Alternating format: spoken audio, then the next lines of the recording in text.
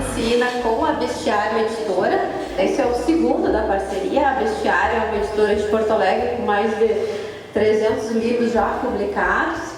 Hoje a gente vai fazer um bate-papo aqui com o Candinho e o Márcio para falar, entender um pouquinho como é que surgiu essa proposta. E vamos ouvir esses dois grandes aqui de Santa Maria. Como surgiu a ideia do livro, em primeiro lugar, Márcio? Porque são crônicas, são textos, artigos publicados ao longo de um período duro, extremamente duro para a vida brasileira, né? Os textos foram sendo produzidos, evidentemente, sem essa preocupação de que adiante pudessem virar livro. Como é que surgiu a ideia de buscar, de resgatar isso e dar esse depoimento, um depoimento para o futuro importante, eu acho, para que a gente não perca as referências fundamentais da vida? Um problema global que era a pandemia. Então, realmente estávamos num tempo de trevas, em certa medida, não que elas tenham totalmente se dissipado, e o livro surge, então, a ideia do livro nesse tempo em que nós já podemos respirar um pouco e olhar para trás.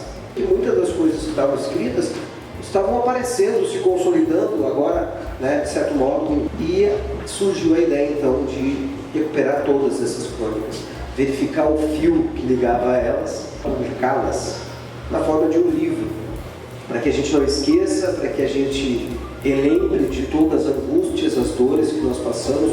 Lá para frente pressupõe não esquecer o passado. Lá para frente pressupõe saber do passado para que a gente não repita no futuro. Tem uma crônica que se chama A Peste, que eu faço de fato a brincadeira com o Albert Camus, que escreve A Peste em 1947 e que narra de fato uma pandemia, uma situação semelhante, entre aspas, né? E a cidade entra em quarentena, mas tem as pessoas que negam, né, a periculosidade da doença e o contágio.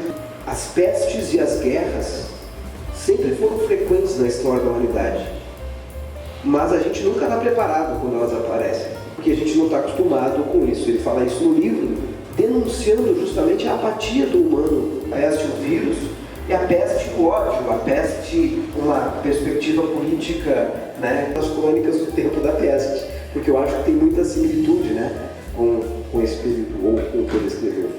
Essa me tirasse a outra pergunta que eu ia te fazer, né? Produção textual. Quer dizer, como que foi essa coisa da pandemia, da reclusão a que nós todos fomos submetidos? Pelo menos a mim, e acredito que grande parte das pessoas, trouxe profundas angústias acompanhadas de profundas reflexões. Eu queria te convidar, porque eu conheço teus textos, enfim, para escrever. Tá, vamos escrever. E aí em maio eu começo a escrever, e aí eu denuncio já o fascismo, né, presente no Brasil, e as crônicas começam a ter essa pegada. Eu acho que a pegada política, da crítica política do que nós estamos vivendo, aliadas à angústia da pandemia em si, foi um grande fermento para os textos que aí estavam. Que é um compromisso, né, nosso, dessa geração, continuar lutando como tantos outros lutaram ao longo de tanto tempo. E me parece, assim, absolutamente fundamental, que o Marcinho não perde nunca, é a capacidade de ser poeta. Porque mesmo nos momentos da crítica mais acerba, mais dura, ele consegue transmitir de alguma forma a poesia que existe dentro dele, né?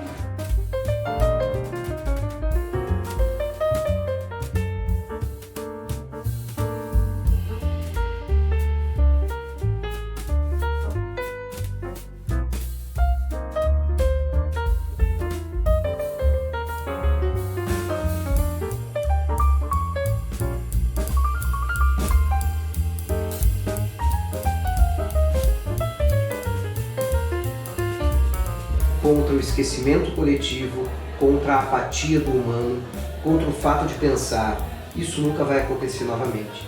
Isso não é tão grave assim. Se o leitor pensa que estou abordando esse tema por conta da Covid-19, pode ter certa razão, mas não razão completa. Sim, é bem extenuante estar infectado, mas mais extenuante ainda é lutar para não ser. Assim como no livro, devemos ter a consciência de que o bacilo da peste não morre nem desaparece. Cuidemos-nos, portanto, tanto do coronavírus quanto do vírus do ódio.